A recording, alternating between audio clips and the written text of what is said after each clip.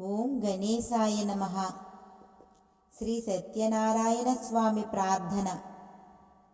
అమోఘం పుండరీకాక్షం నృసింహం దైత్యసూదనం హృషీకేశం జగన్నాథం వాగీశం వరదాయకం సగుణం చ గుణాతీతం గోవిందం గరుడధ్వజం జనార్దనం జనానందం జానకీవల్లభం హరిం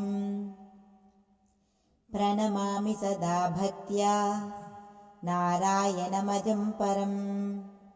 దుర్గమే విషమే ఘోరే శత్రునా పరిపీడితే విస్తారయతు సర్వేషు తథా నిష్టభయేషు చ. నామాన్యేతాని సంకీర్త్య ఫలమీప్సితమాప్నుయాత్.